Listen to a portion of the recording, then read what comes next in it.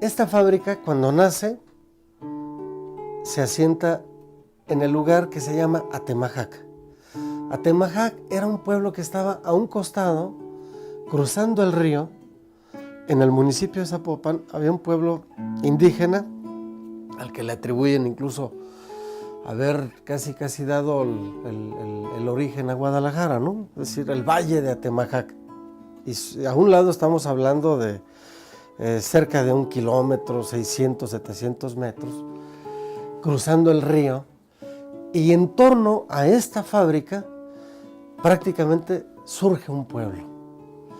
Y es un pueblo que en cierta manera estuvo amurallado en los primeros años. Los patrones, para tenerlos aquí cerquitas de su trabajo, hacen estas casas.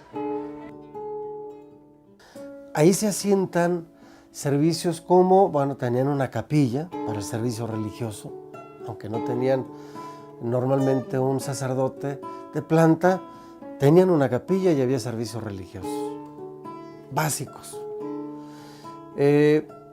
Había igual escuelas para niños y para niñas.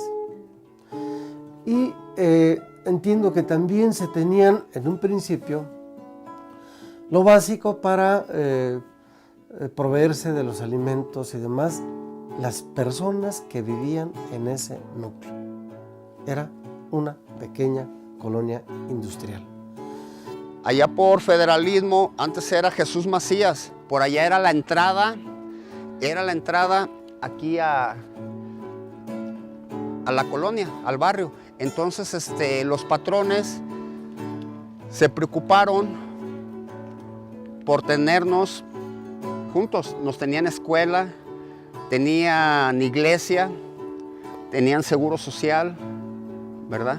Entonces aquí tenían todos los servicios. Esta casa todavía conserva su techo original. Como ustedes pueden ver, tiene de 5 a 6 metros de altura. Su piso, el piso también es original. Aquí las casas ni cimientos ocupan. Cuando le hacen alguna modificación, ¿verdad? Nomás tumban el techo, pero le dejan los muros porque están firmes. Entonces había gente que se dedicaba a la producción de las hortalizas, del maíz, del frijol. Había quienes comerciaban, traían artículos de abarrote, había carnicero, había el herrero, había el que proveía los servicios básicos para la comunidad. Que aquí se va a desarrollar pues algo que no existía antes, una cultura obrera, ¿sí? Venían gentes de la región de los Altos, de Arandas, por ejemplo. ¿Qué estaban haciendo aquí la gente de Arandas? Venían desde Mezquitán, del pueblo de Zapopan, donde llega. Venían a la fábrica. Era una fábrica muy grande, muy bonita. Muy bonita. Era el primer, en aquel entonces, era el primer lugar en la República, esta fábrica. No sabemos cuál fue la lógica de reclutamiento para estos nuevos trabajadores. Es decir, la mayor parte de la gente eran de origen campesino.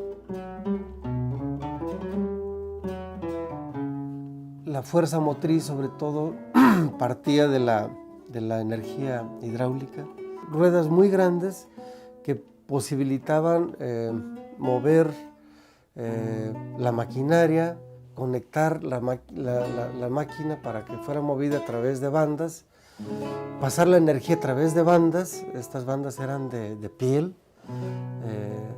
Entonces el trabajo de los curtidores también era muy importante en esa época por lo mismo. Y por esa razón es que las fábricas se situaban a un lado de corrientes de agua. Ellos hacían adaptaciones, obras especiales, canalizaban los ríos, lo iban desviando para que a través de un canal administraran muy bien las caídas del agua y demás. La turbina hidráulica, ¿sí? Con ella van a poder mover la misma maquinaria, pero utilizando menos líquido, ¿sí? Una turbina de 2 metros producía casi la misma energía que producía antes una gran rueda hidráulica. Pero esta tecnología la alternaban también con máquinas de vapor. Y las máquinas de vapor, para funcionar, necesitaban cargar de agua las calderas y alternaban energía hidráulica con energía de vapor.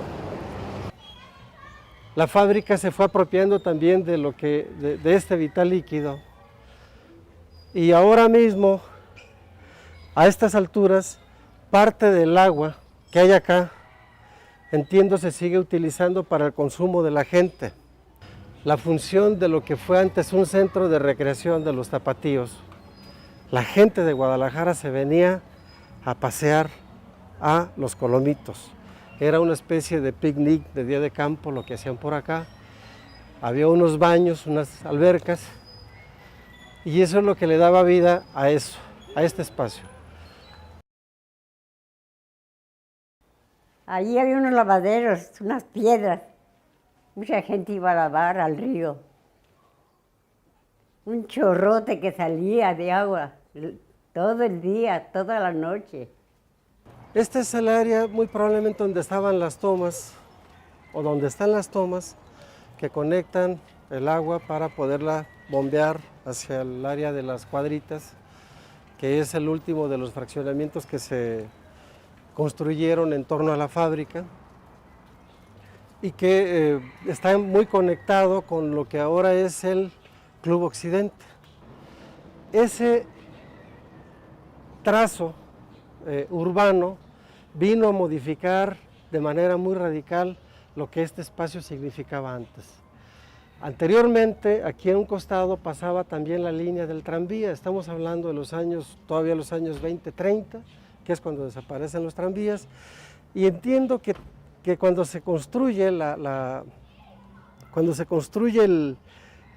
calzada de Federalismo, derrumbaron la estación que todavía existía para llegar a Los Colomitos.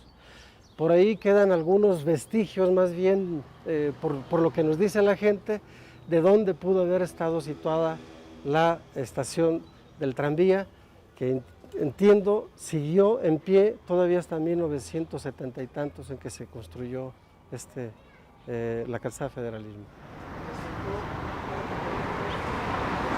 La colonia resultó prácticamente o literalmente partida. Tenemos 2 espacios, no obstante ello, la comunicación de la gente sigue fluyendo mucho, los vecinos de aquel lado siguen muy vinculados a los del otro lado. Y había un señor, don Alfredo, esposo de una prima mía. Don Alfredo. Y yo le decía, don Alfredo, métame a trabajar. Estás muy chiquilla.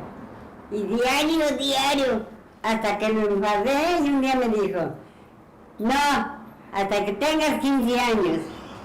Pues cuando usted 15 años, pues por fiesta ni por nada, pues los pobres no tenían como ahora, ¿verdad? Yo allí hice el Y patio. yo dije, don Alfredo, yo ya cumplí 15 años. Anda al sindicato que te apunten. Y aquí lo tengo presente. Es interesante ver cómo desde esa época, algo que fue muy propio de este tipo de industrias, la incorporación de la mujer dentro del mundo laboral. Sobre todo las operaciones que les tocaban eran las de manejar los telares, ¿no? Era limpiadora, traía una manguera, limpiando todos los telares, todos. Cuando se terminaba una tela, le encueraban el telar y yo lo lavaba con petróleo, lo dejaba nuevo. Ese fue mi trabajo y de este trabajo salí pensionada. Trabajé en un departamento que se llamaba el departamento de acabado. La fábrica era donde desde que llegaban pacas de algodón hasta que se convertían en telas. Y yo trabajaba donde se teñía la tela, se estampaba y todo. Ahí se llamaba el acabado. Y yo trabajaba en un departamento desde ahí. Esta parte de la máquina, la cual está llena de miles de púas, que dan su nombre a esta máquina, que es carda. Como su nombre lo indica, era para cardar la fibra, para poderla hacer más flexible para trabajar, para que pasara al siguiente paso, que es veloces. Entré en el primer turno, pero cuando nació mi primer hijo, hice el cambio con una compañera al segundo, para yo en la mañana tener tiempo de hacer mi quehacer, mi comida y en la tarde trabajar. En la mañana entraba a las 6 de la mañana, cuando trabajé de día. Cuando me cambiaron al segundo turno, entraba a las 2 de la tarde y salía a las 10 de la noche. Esto que se está viendo en este momento se le nombraba velo. Es ya la fibra cardada, la cual, como se logra notar, es muy fina, la cual servía para darle más flexibilidad y poderla trabajar para el siguiente paso. Después trabajé en las calderas últimamente, porque primero tenía 7 años, cuando iba con un tío que era el encargado de las calderas. En ese tiempo, primero las calderas eran de leña, ¿no? Había un montón de leña y con eso. Entonces ya después vino el chapopote. Vinieron otras calderas, y ya las cambiaron las calderas y empezó con chapopote. Era después donde le digo, yo iba con mi tío y ya mi tío me decía, me arribaba un cajón para que yo encendiera la caldera. Y le dijo así, no, pues ya encendía. Por eso a mí me gustó eso, ¿eh? Al entrar el material de estiradores por esta parte y llegar a los rodillos y ser pasado por esta banda y de nuevo por el siguiente rodillo y las guías que aquí se ven, era posible con la velocidad y las partes que mostramos ahorita lograr hacer un material más delgado pero con mayor resistencia, el cual era colocado en un tubo igual a este, que en los nombres textiles se le da el nombre de cañón o en su defecto en esta fábrica, el cual era llenado con el material de estiradores, pero ya de una manera más sólida, con mayor resistencia y más delgada, la cual sería posteriormente pasada a las máquinas de trósiles, para ya ver completamente cómo sale ya en forma de hilo. Este accidente, en un telar, como yo era limpiadora, traía una estopa, tenían una, así como salpicadera, cubriendo un piñón. Entonces yo limpié el telar, pero el telar no tenía la protección esta. Entonces cuando yo sí, me llevó la mano rápido y se paró el telar y me mochó mi dedo. Pero soy feliz. Soy feliz con mis hijos.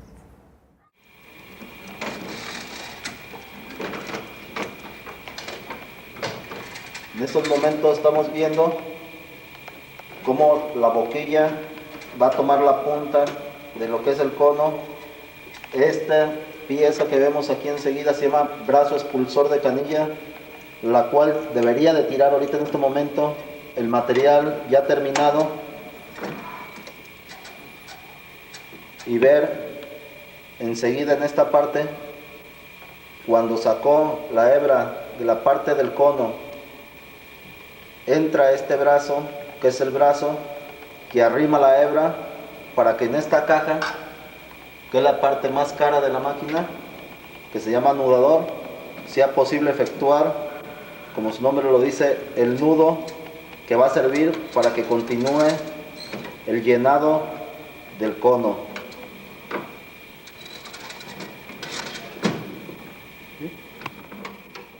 Un día le dije, vamos cooperando por un pollo. Pues cooperamos por el pollo y en el cuarto del electricista tenían parrilla, tenía cazuela y oye, todo tenía. Nos llegó a hacer el pollo. No, pues el olor salía. Y entró el maestro y me jaló las orejas. ¿Pero qué es esto? Le dije, pues vamos a almorzar. A ver si viene el maestro, si viene, órale, jefe. No, nomás la corre usted, nos corren a todos. No, usted venga a almorzar. Le invitamos a almorzar. No, nos hicimos bien cuatitos. Yo me la llevé muy bien, con todo el personal. Hasta la fecha, todavía los pocos que quedamos me aprecian. En esta parte caía la tina, las sustancias que llegaban a ocuparse por medio de un tubo, y al pasar la tela por la tina se impregnaba de la sustancia llamada atole en las palabras textiles, y lo cual al impregnarse pasaba por medio de unos rodillos que a la vez lo exprimían, que son estos que estamos viendo ahorita en este momento, y después de ser exprimidos, los hilos pasaban de esta manera a estas partes que se llaman tamboras, que eran tamboras con presión de vapor, que las calentaban a grados que eran controlados por unos manómetros, los cuales servían al pasar la tela para que llegara seca a la parte delantera que vamos a ver ahorita. Traer el metro de Tailandia y fabricarlo aquí salía a hacerlo a 16.50. Traerlo desde Tailandia a 7.50. ¿Esto por qué? Porque las máquinas entre más modernas, si a un operador le tocaban aquí 15, allá ya le tocaban 60. Y con el doble de revolución. ¿Sí? Entonces te ahorrabas 3 operadores y sacabas 6 veces más de producción. ¿Y qué ocasionaba esto? Más barata la tela. Eso fue el fenómeno. Pero espérate, luego el otro empezaron a venir construyendo, haciendo fábricas en barcos. Entonces se ahorraban los impuestos de la salida de su país o la carga y descarga. La carga en la fábrica y la descarga en el barco y luego la llevada, cuando en aguas internacionales lo hacían y ya nomás traían. Pero dejaban la tela, compraban acero y se iban haciendo vigas y chingadera y media para ir a entregar a otro país. O sea, iba a ir entrándole, pienso yo, así poco a poquito. Esto viene siendo a hoy el estacionamiento de Aurrera. Tumban las casas de los empleados, los indemnizan, viene siendo esto. Esto es lo que es ahora Aurrera.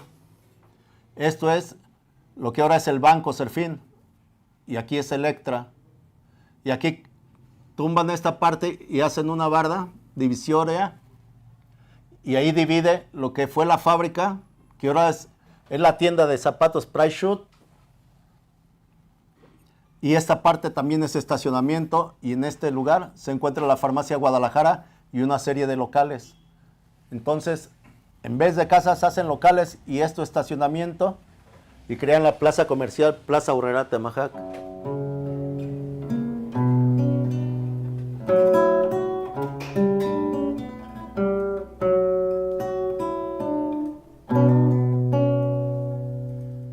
Fue traído aquí a estas fábricas de la misma forma que en la experiencia por la gente que compraba maquinaria, que la traían de Europa, tanto de Bélgica, de Alemania, de Inglaterra, de Francia, sobre todo, y eso ocasionaba que estas personas que venían como armadores y a enseñar a los trabajadores a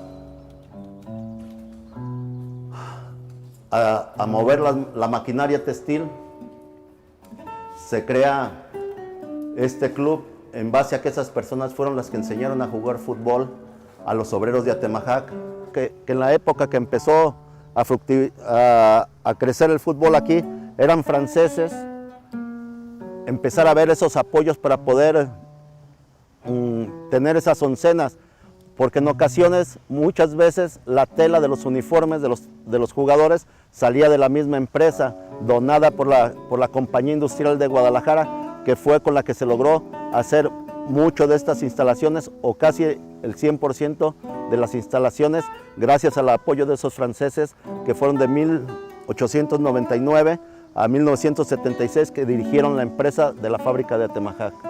Todos los obreros daban de la cota, agarraban una parte para el fútbol, y la Compañía Industrial de Guadalajara daba una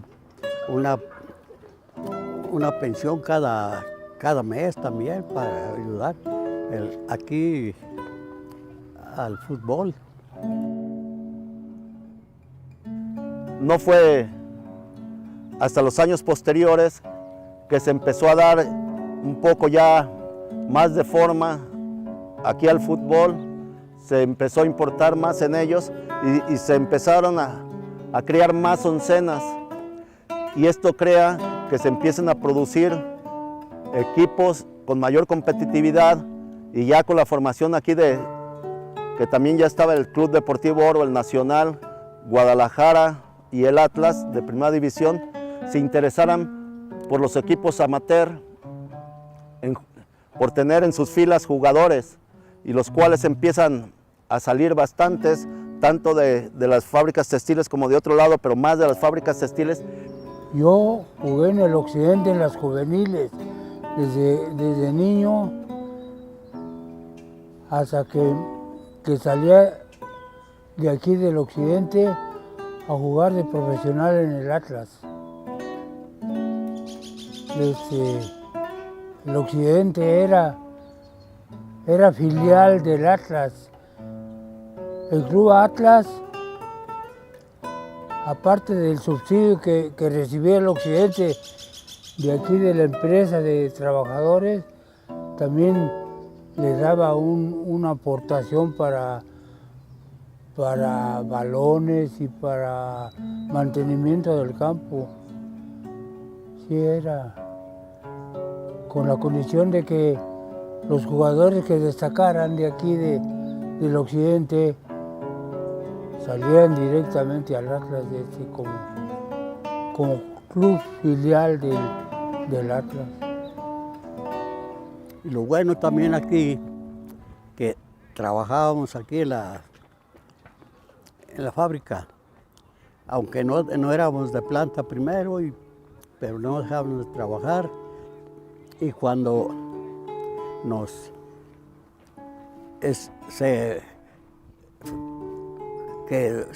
en el partido salió uno así de las piernas, eso, pues no trabajábamos, pero íbamos al sindicato y nos pagaban. No, en aquel tiempo, pues ganaban, cuando mucho, 600 pesos. Y aquí se me fueron 22 que jugaron en Liga Mayor. Pero lo mejor de lo que yo recuerdo, y creo que recuerda mucha gente y disfrutó, era cuando las dos textileras se enfrentaban, tanto la de la Experiencia con su equipo el Imperio en blanco y azul, como el Occidente o Canarios, que se les decía por su color amarillo. Los partidos más importantes del occidente eran contra las otras entidades textiles que había, el Imperio y la Experiencia y el Río Grande en el Salto. Esos eran clásicos, era a morir. Se jugaba con todo lo que traías en esos partidos, porque nadie quería ser menos. Pero era una cosa que se esperaba con ansias cuando se venían esos encuentros. Ahora las casas son de 2 pisos, pero en su momento eran solamente de un solo piso, en lo cual los vecinos invitaban, los de las casas de aquí enfrente, a los demás a que arriba compartieran, haciendo un tendido con su refresco, su botana para estar viendo desde arriba el partido de fútbol. Y allá medias, en las gradas, la banda de música, sobre todo el 16 de septiembre. ¿Verdad? Y empezábamos, salíamos del agujero ese, del vestidor, ahí venimos y empezaba la banda, la marcha de Zacatecas. No, hombre, se siente uno como caballo fino. Y toda la gente aplaudiendo y gritando. Ya te imaginas cómo se sentía uno ahí jugando con música y con una que otra morra ahí viéndote jugar. El Imperio siempre, el Imperio. Pero de todas maneras, Sí, a ya. nosotros nos querían ganar todos, ¿verdad? Y más el Imperio. Pero sí eran buenos clásicos. Y llegó el caso en que la Asociación de Fútbol de aquí decretaba todos los partidos de Imperio Occidente en el Campo Oro, en el Estadio Martín Sandoval, que es el que está donde jugaba la primera división, siempre en preliminar para que hubiera policías y que no nos dejaran pelear, porque la gente de las tribunas aquí venían, aquí se peleaban, íbamos para allá y también toda la gente. Y por eso fue que hicieron el partido Imperio Occidente en el Martínez Sandoval en preliminar a fuerzas de un equipo de primera, para que hubiera suficientes policías y a la gente pues la controlaran. De los 60 a los 72, pues 8 campeonatos, 7 al hilo, y luego después nos quitó uno el Imperio, nos quitó uno el Atlante, y los demás fuimos campeones nosotros del 60 al 72. Y en un campeonato de esos salimos invictos. Había una familia de deportistas aquí en Guadalajara que eran los hermanos Prieto, Fausto y Max Prieto, jugadores de la legendaria selección, y por medio de ellos se organizó una gira a jugar contra equipos, pues no se puede decir que americanos, porque casi en todos los equipos que jugamos allá en Estados Unidos eran jugadores de avecindados ahí de diferentes partes del mundo. Pero en esta ocasión fuimos a dar hasta las cataratas del Niágara en un camioncito de esos, de aquí de Zapopan, Tlaquepaque, así lo acondicionaron. Y ahí nos fuimos y allá andábamos como pollos descabezados a todo dar. Una gira inolvidable, mejor que cuando jugaba en primera división.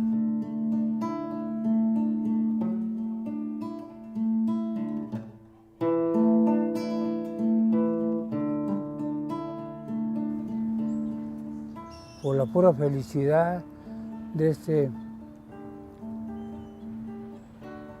salimos campeones y la directiva del Atlas nos dio 2,000 pesos así, constantes y sonantes de prima porque salimos campeones. Y 8 días de vacaciones en Acapulco. Y pasamos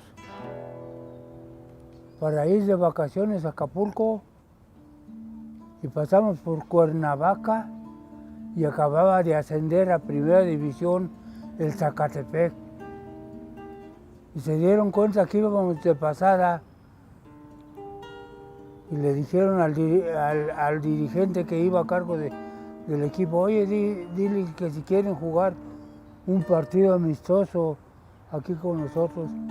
Dice, pues a ver, dice, ¿por qué andan de vacaciones los muchachos? Díganle a los muchachos que lo que salga de taquilla de aquí se los damos si juegan, no si jugamos. Y jugamos y nos dieron 2,300 pesos a cada quien, de los que jugamos partido completo. Así es que imagínatela, jóvenes y con 5 o 6 mil pesos en la bolsa nomás para ver qué hacíamos con ellos. Así es que fue una etapa muy, muy bonita. Bueno, más que nada desde su fundación, esta parte del club en 1960 se vino utilizando para esparcimiento y recreo de los trabajadores y las familias de los trabajadores.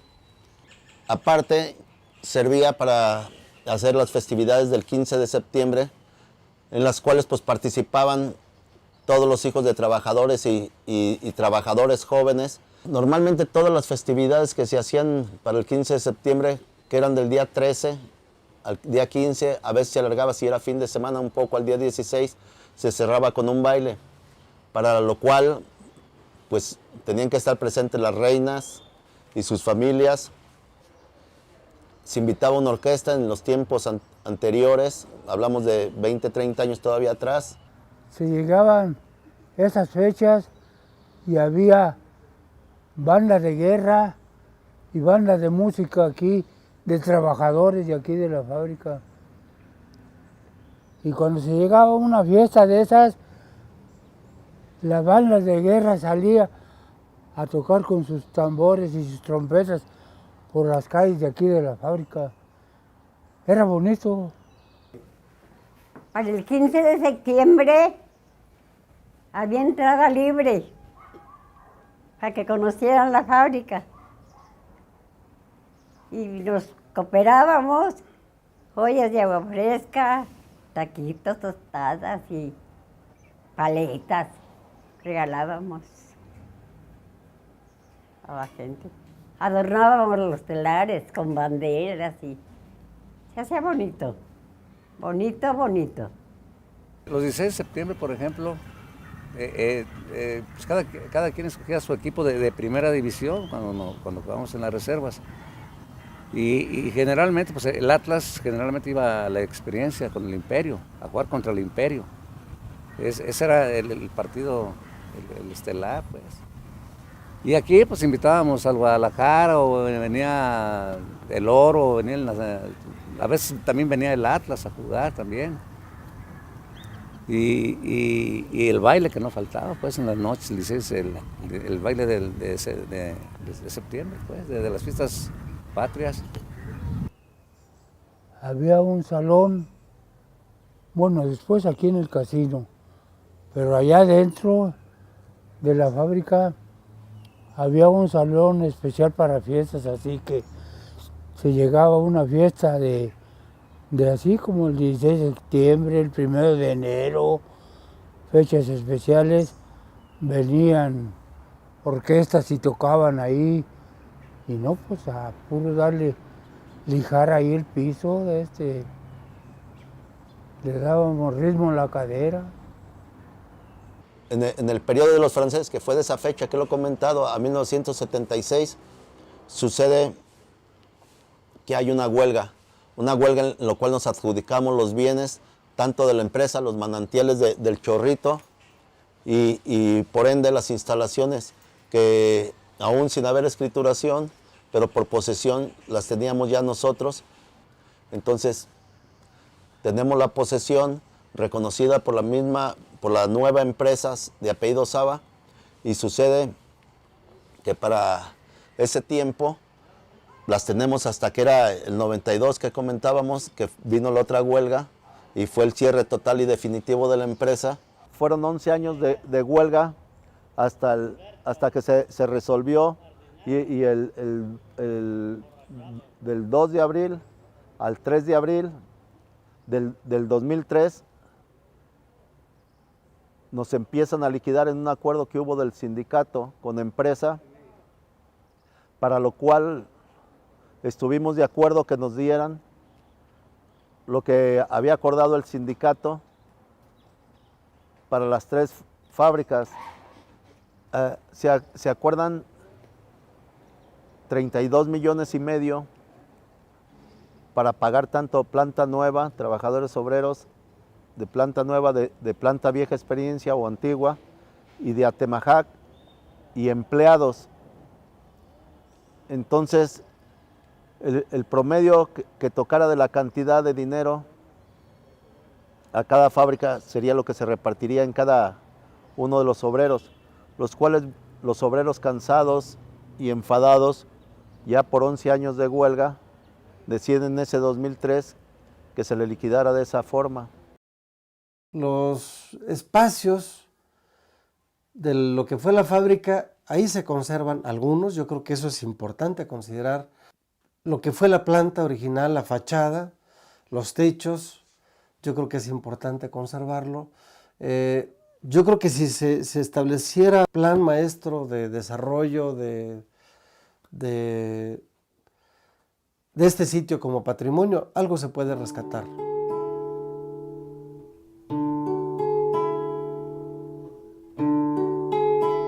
Entonces, históricamente, ¿dónde quedamos, no? En la mente, en la conciencia de cada uno, y lo que fuimos, ¿no? Y se terminó.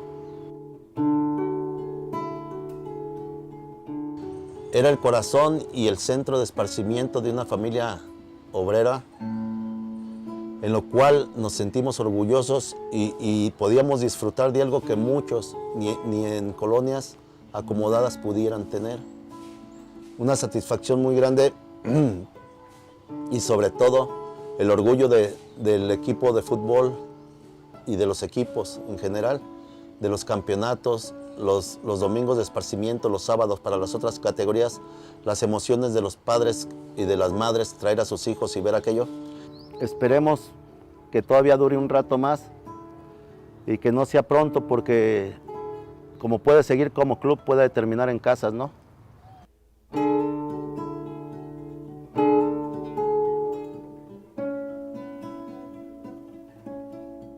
Tal vez para nosotros no signifique ya mucho, y les he comentado a varios que qué se va a sentir pasar por afuera y no poder entrar, ¿no? De lo que podías disfrutar ampliamente y que no lo vas a lograr en otro lado. Porque la gente aquí, en la fábrica de Atemajac, todos nos vemos como una familia. Era el campo de los trabajadores de aquí de la fábrica. Nuestros padres eran trabajadores y eran, como quien dice, dueños de aquí de las instalaciones, y nosotros entrábamos y salíamos y hacíamos nuestro deporte aquí como si estuviéramos en nuestra casa. Entonces, en el teatro, pues fue mi nerviosismo de ver a mi papá como líder hablar. Él fue secretario de Trabajo durante muchos años para la organización. Entonces, eso me marcó mucho, mucho, como un orgullo grande y con mucha satisfacción para todos los que fuimos obreros en ese momento y parte de este club.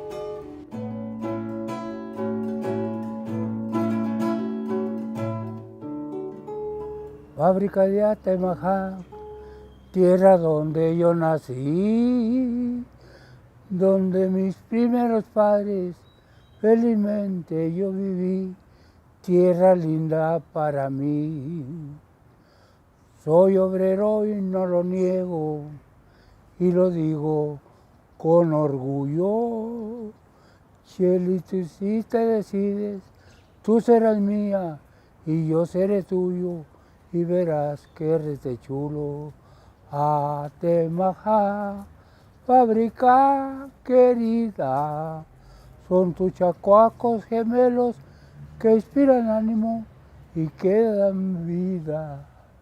Ay, nomás que no entre Petra porque se peleó con Juana. ¿Cómo lo ves desde ahí? Traigo buena voz este año, ¿verdad?